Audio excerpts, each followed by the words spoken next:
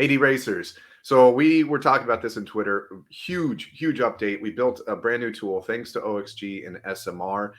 Essentially, the motivation behind this is that when you run your horses for like 10,000 plus races, you may have found out that our tools were struggling. And the reason for that is that Google has an internal timeout of 30 seconds. So if it takes 30 and a half seconds, Google will just not try anymore. And so the old tools, as we were processing these, all the veteran horses, you were basically having to run them blind.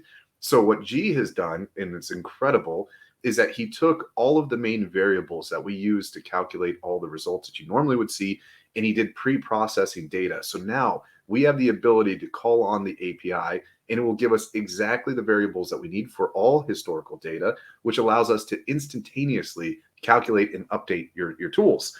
And then what's amazing about this is you're going to see that this could bring in your entire stable, and we're very happy to unveil this to you.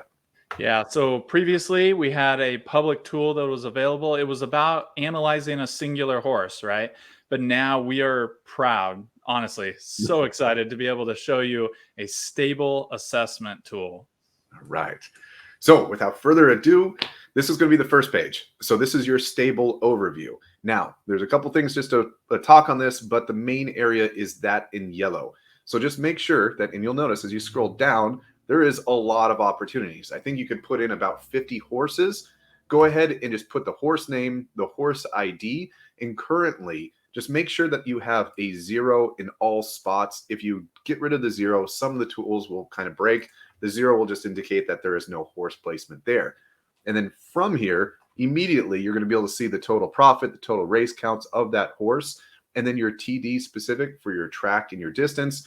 That's adjustable here, so you'll be able to switch around and say, I want to take a look at my dirt 5s, and this will immediately update that to show you your stable assessment on those specific tracks.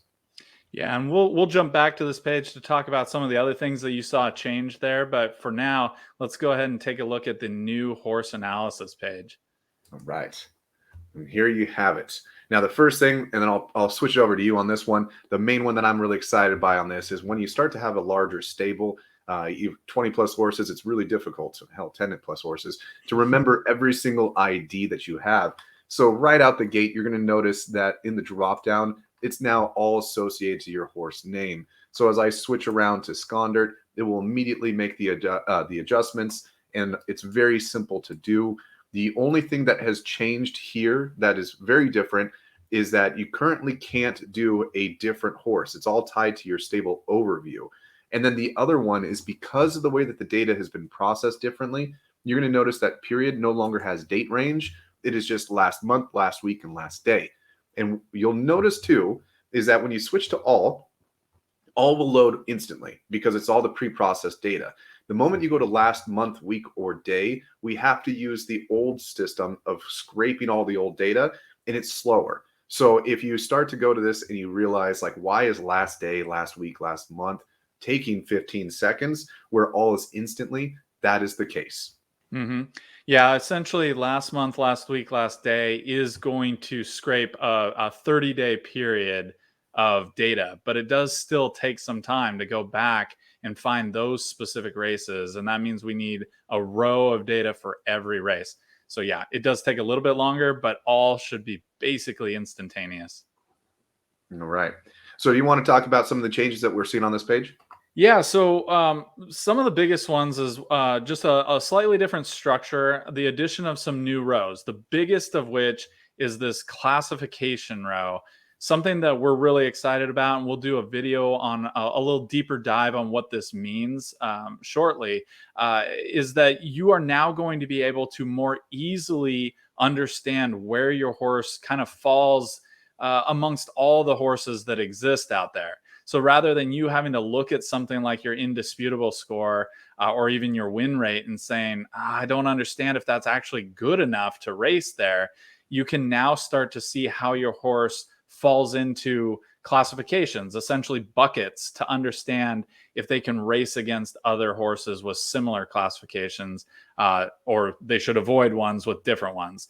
So classification on the surface is basically a letter assignment for each of your tracks and distances. And they can be A's, B's, C's, and D's. And then an X indicates that basically you shouldn't run there. Now, Correct. another thing that's new on this page is also the inclusion of the weighted win percentage. And that paired with your indisputable score is how we go about creating your classification ranking. Perfect. Yeah, we'll get more into that in a different video. And the other thing noted on this is you do not get a classification unless you have ran at least 30 starts. But you'll notice if you have less than 30, we are using a diamond indicator, which is just showing you that this is the trend that you're currently on. So if you're not yet there, it's just basically giving you an insight just to motivate you to get to your 30. Yeah, now let's jump back over to the stable overview real quick and take a look at the section on the right here. I know you're pretty excited about this. It's something that is related to what we just mentioned with the classifications, and we're going to tie those together. When you did a search on the left for a specific track and distance, you'll see that in column G there, we've got classifications that are automatically assigned when you search for a particular track. And what we're excited about is the ability to automatically load in special invite only upcoming racing events. And those will be able to be listed here on your stable overview page.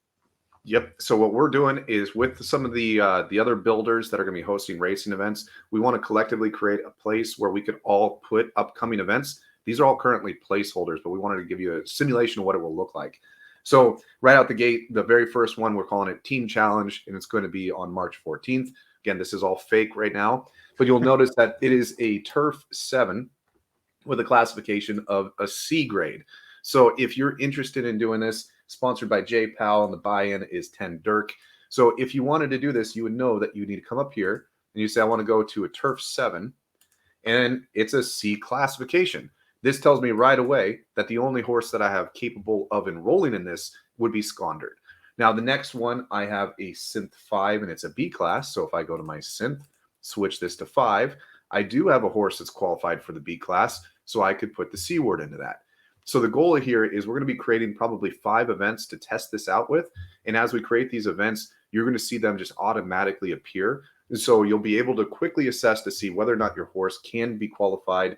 We're going to hopefully be adding a lot more to this. Whoops. And so make sure that as you use this tool, come back to the stable assessment tool, because hopefully this is going to be something that we're going to be doing regularly. And the goal is to create larger Dirk entry events. So that way people that have horses that might not necessarily be as profitable as some of the champs, there's going to be competitions made exclusively for horses in your caliber. So that way you could go out there and compete against the horses that you should be competing against, and you'll have an opportunity to win some larger prizes. All right. And on the horse analysis page, I just wanted to jump back to that real quick. There is also on the left another change that you'll see, and that's in the reaction row under each of the surfaces. Rather than creating a reaction range, we're now going with that midpoint. So you'll start to understand, if you've been around this game long enough, you know that there's 275, 325, 375, etc. For the midpoints on all the different reaction ranges.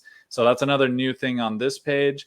And then we also just wanted to point out that there's a couple of additional tabs. You moved one of them over there, the fastest average.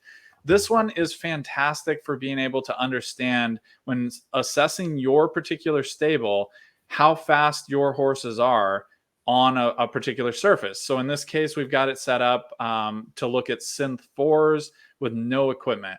So we're analyzing your horses. This is great for things like the Lucky 7 races right now.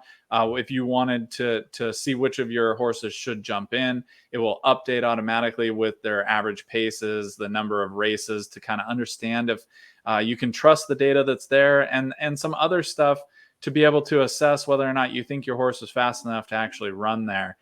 This is also great, just a little side note for any racing team managers out there. If you want to create a copy of this stable assessment tool for your entire team, it's fantastic for being able to determine which horses you should send into different events. Yep. Then the last one we'll be making some more deep dive videos on this one, but studying foals and the breeding elements of horses, we have been doing a ton of research. Studying the effects of wearables has given us a lot of insight to what we need to zoom in to assess the true baselines of a horse. And so this is something you want to touch on this a little bit? Yeah, we'll go into deeper analysis on this, and there are going to be other breeding tools coming out, other tabs that will eventually appear here. Things related to how a horse compares to its parents. But the quickest way to look at this is just we have created a score that is normalized across all surfaces and distances to be able to rank your horses. So in this case, a dam and a sire, which is the mom and dad, and then the foal that they had, to determine really quickly whether or not your new baby, the new foal, can actually outrun its parents. And when we're talking about stable assessment and understanding what's working in your stable, anytime you do breeding, you need to, as quickly as possible, to determine whether or not that horse is going to replace one of your racers. And that's what you're looking for. And if it can't, if it has a lower score here than the parents, it's not something you want to continue to run. Perfect. All right, guys. And so just one last reminder, we're also going to be probably adding a tab that's going to be about joining a team. So for those that are not on any teams yet, we're going to have a section where we'll be able to promote other teams, giving some opportunities to look around, shop around, and then to reach out to the people that would be best for it. But just make sure once you get this tool, make a copy. Make a copy for yourself. Periodically check on your stable overview, look for new upcoming events, and then periodically come back to this main original file. We're going to be doing the same increments. So right now, this is the DeRacers Stable Assessment 1.0. So if you ever see a 1.1 or higher, just know that that means that there's new features. We've fixed bugs, but this is the very, very first release. So please make a copy, enjoy it. And if there's anything that you see is wrong, hit us up so we can quickly get those bugs fixed for you.